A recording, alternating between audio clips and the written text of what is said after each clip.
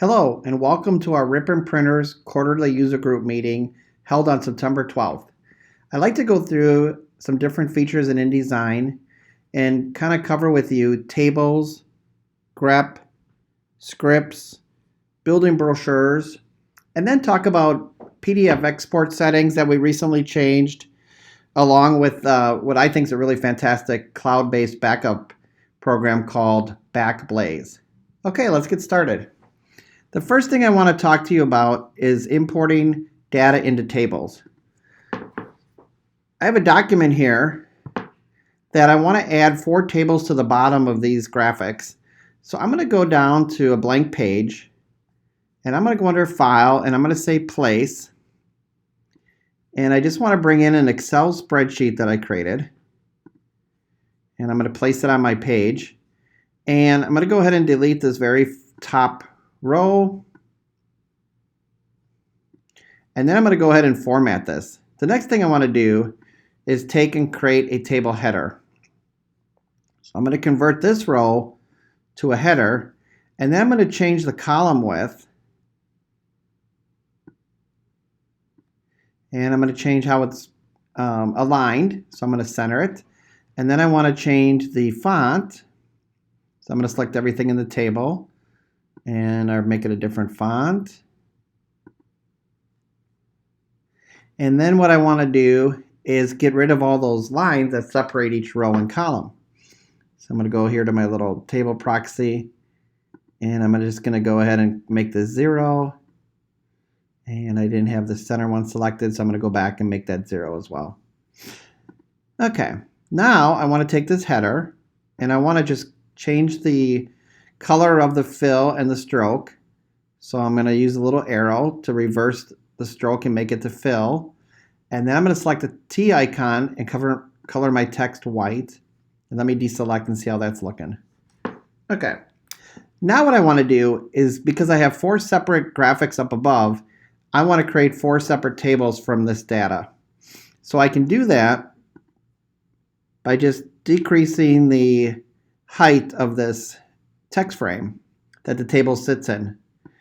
So I'm going to go ahead and hit the overset text and have a linked text frame, and I'm just going to repeat this a couple more times.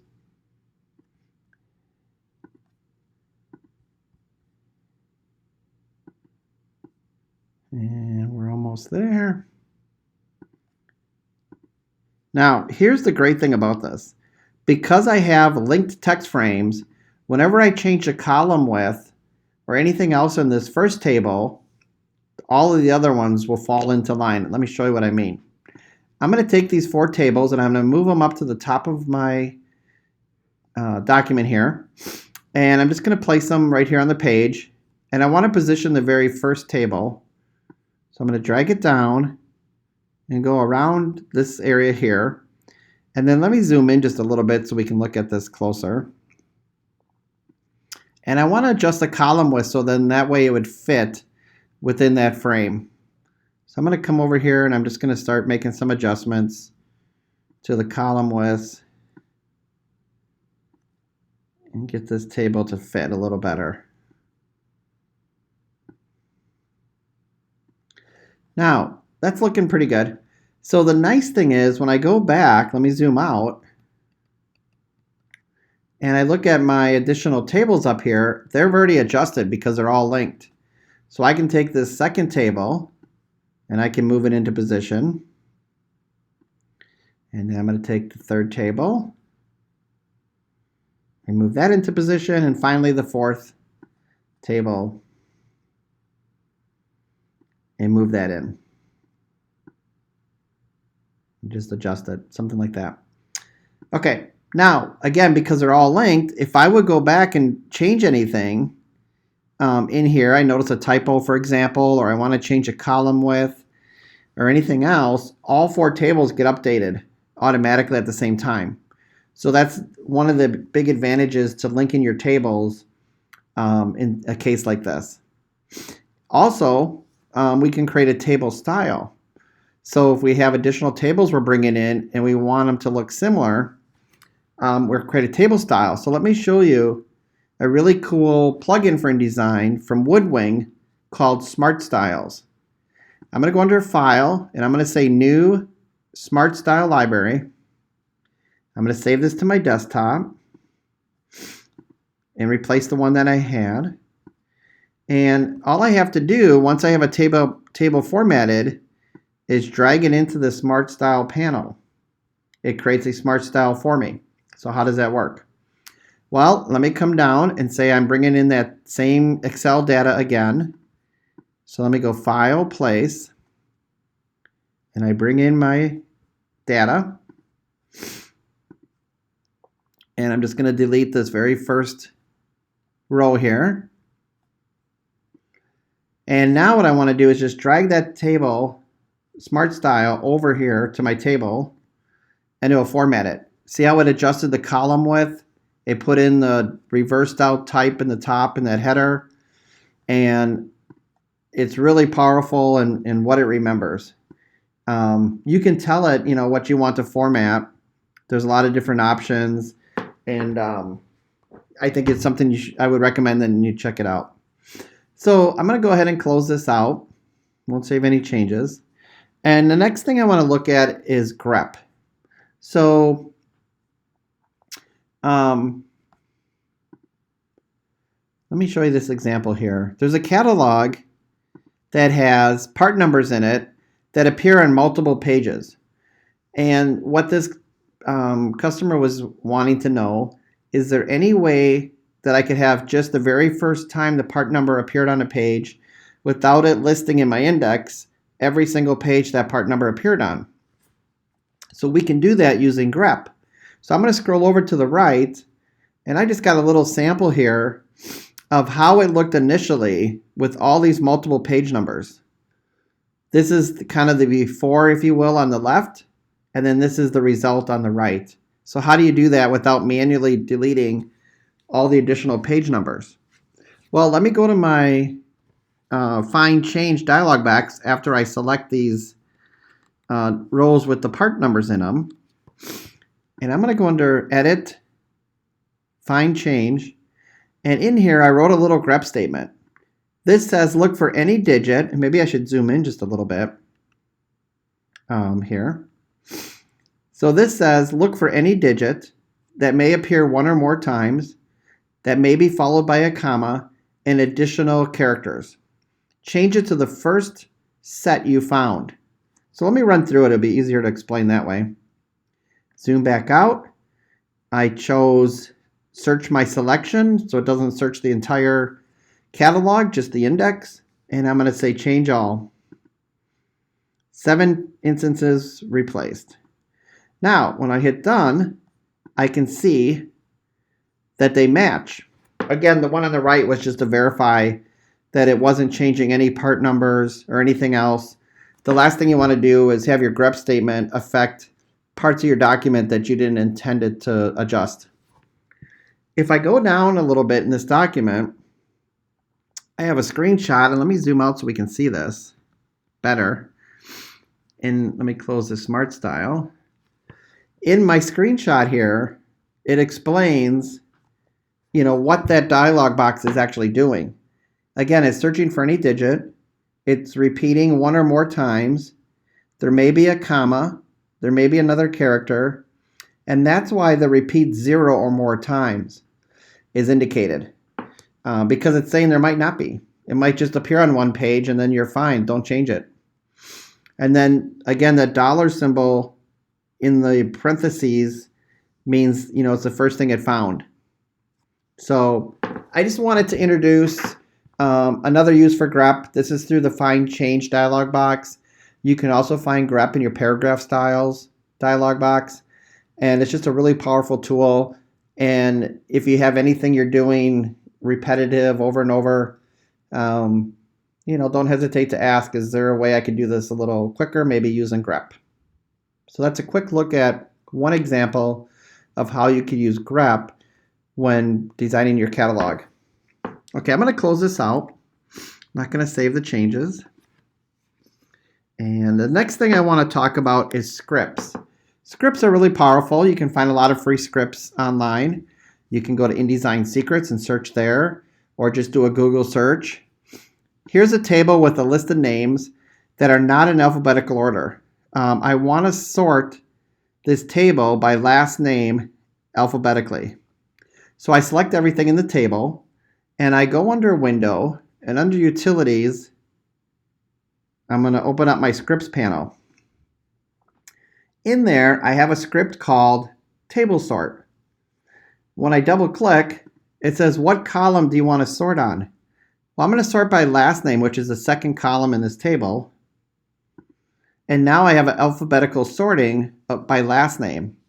I can always revert back to first name by just double clicking, sorting by column 1 in this case. And now it's sorted alphabetically by the first name.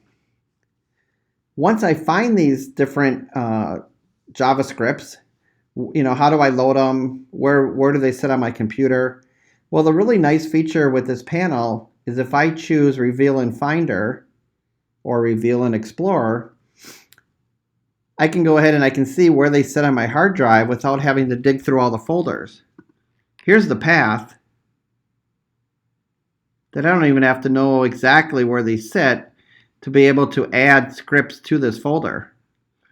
So I created a folder called Additional Scripts so I knew if I ever had to reinstall InDesign, what scripts came with the program and what scripts I added myself.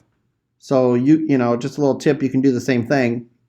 Any additional scripts you add, you might want to throw in another folder so you know they're not part of the default. So there's a lot of different scripts in here. Really cool, powerful stuff. So let me go ahead and close this out. And I'm going to close this InDesign document as well, not save changes. Okay. The next thing I want to talk about is recently we changed our PDF export settings, and let me just touch on that a little bit. So if I go to the web browser and I type in Ripon printers, and I go under the menu on the left and I go to Support, Technical Guides, and I scroll down, we can see Export PDF from InDesign. So that's a little tech line that we put together, and this will describe all the different settings we have. But in this case, I want to talk about one in particular. So when I go down to Output, we made a recent change in August of 2019, and that is we no longer convert color out of InDesign. We always have converted using our prepress workflow, and that's where we're going to make all our color conversions from RGB to CMYK. So we use OneVision's Assura to color manage at the prepress stage in our workflow. So if you have RGB images placed into InDesign, when you export your PDF, you will still have RGB images, and when it goes through our workflow and our prepress system, at that point it will get converted. So that's a recent change. So where can you find these settings? If we go back to the website, you can see I clicked on the tech line, but right below it, there's our Ripon PDF preset job options. You can download that file and load it into InDesign to have our latest PDF preset for exporting out of InDesign. So I just wanted to mention that. Okay, let's go back to InDesign. And what I want to do next is show you how to create a 4-panel roll fold brochure using, and I'm going to close out the scripts here, using the multi-page or page tool, which does multi-sizes. So this is how my documents looks when I'm done. And you can see if I zoom in a little bit, not all panels are the exact same size. Now, why is that? They wouldn't lay flat if they were. So this one's 5.75. The next panel is 5.75. The third panel is going to be an 1/8 inch shorter. And the last panel is going to be actually a 1/4 inch shorter.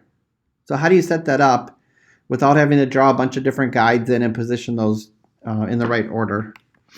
So let me go ahead and zoom out of here a little bit. And we're going to set up a brand new document. And I'm going to go and zoom in just a little bit.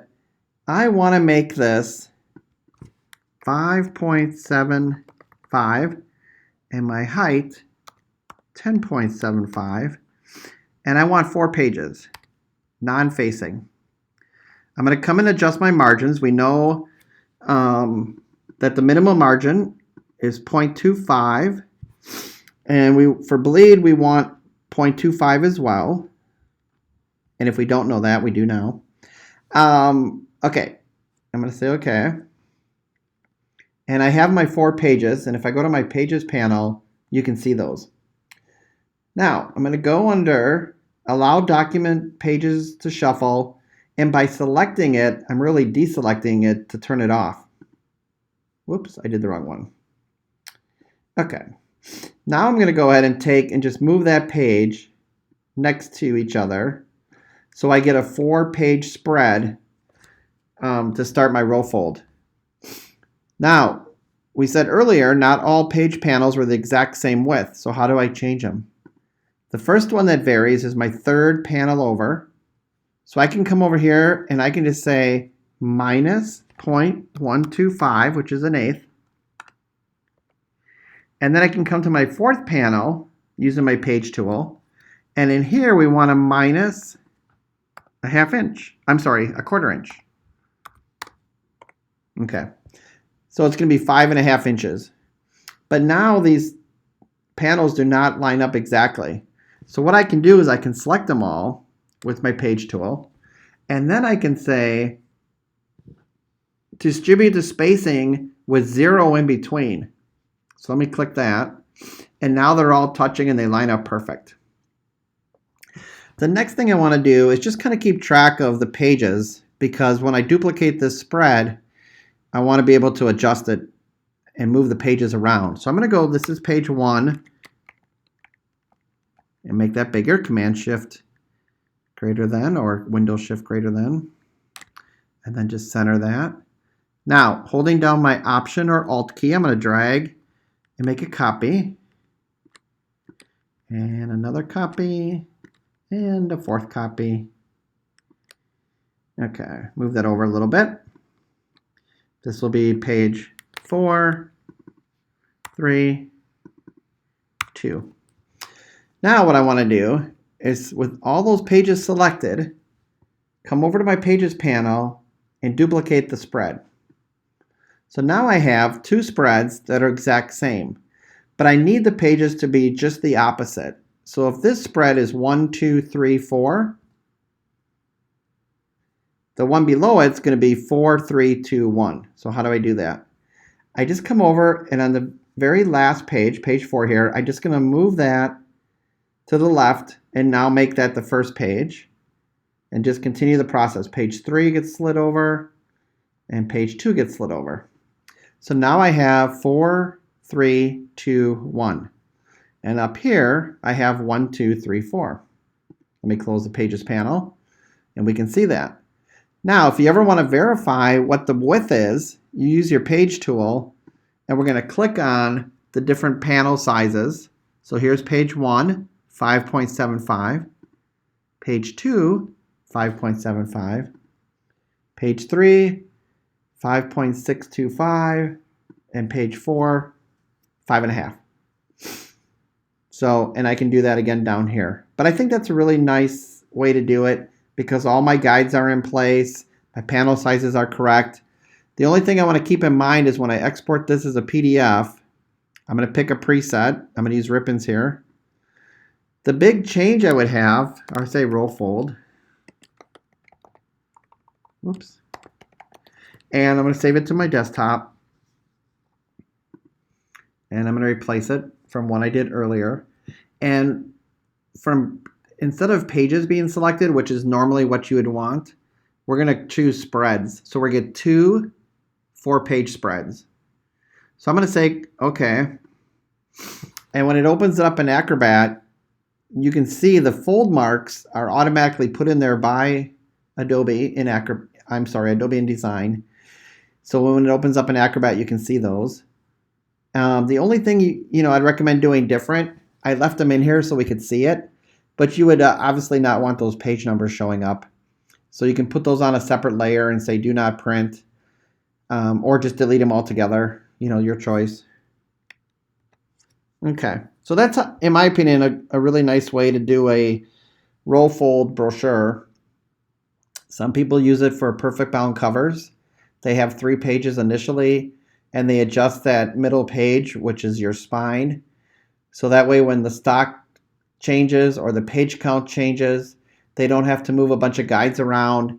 They can just vary the width of the center page, which would, again, represent your spine. So the next thing I want to talk about is backing up. So let's go to a website here, and I'm going to close out the Ripon website, and I'm going to look at a program called Backblaze. It's cloud-based backup storage. So what you do is you install this free app on your desktop, and then you choose what you want to back up. Could be all your applications, all your data, your music, your photos, whatever you choose. It's unlimited, so you can back up as much as you have. And it does it behind the scenes, so anytime you're connected to the internet, no matter where you are, it's backing up your computer. Now, of course, the very first time it backs up, it takes a little longer. But then, after your entire hard drive's backed up, it just backs up things that have changed. So it's much quicker. If your computer would ever get stolen, your hard drive would ever crash, you'd ever accidentally delete a file and couldn't get it back, having a backup plan, I think, is really vital. And this particular one, last time I checked, was, I want to say, about $5 or $6 a month. It was pretty reasonable. And if you pay for it a year at a time, you save a little bit that way as well. So there's lots of cloud-based storage backup out there. I happen to really like Backblaze. I can access the app from my iPad and iPhone. So if my computer ever got stolen, I could log into any computer with a web browser and download my files. There is also an option where they can overnight a hard drive to you. So something to, I think, check out. Now, something else I want to mention is I did this guide that lists all the features in Adobe InDesign. So from the very first release, of course, last month it celebrated 20 years. So InDesign was released in August of 1999. So 20 years later, it's a pretty mature product. And keeping track of all the features is getting harder and harder, at least for me. So I put together this guide, and it's available via Publish Online. And we're going to have a link on our website. But this lists every version of InDesign from the very first release up to the most recent. And you can go through here and see all the features. There's also an index. And in the index, you can look and learn more about certain features. And if there's anything you're interested in, when did they introduce a particular feature, you can just go in here and, click on one of these, and it'll take you right to that feature, for example. And it will say this came out, March of 2018. There's also a list of experts. So I have experts in here that, I'm updating all the time. People email me and say, please add me, and I gladly do. So if I go to the back here, we can look at that. So again, this list is growing. And if you find yourself wanting to be listed, just contact me. And then here is some resources that I also like to expand upon. It's kind of a short list right now, but I see myself adding, more resources in the future. But we got the Adobe Forum, InDesign, pages from Adobe, and then a couple other industry websites as well. So again, that'll be in the show notes. That will be listed on our website, and it will have a link in there for you. So thank you very much for joining us today for our quarterly user group. If you got any questions, please reach out and contact us. And see you next month.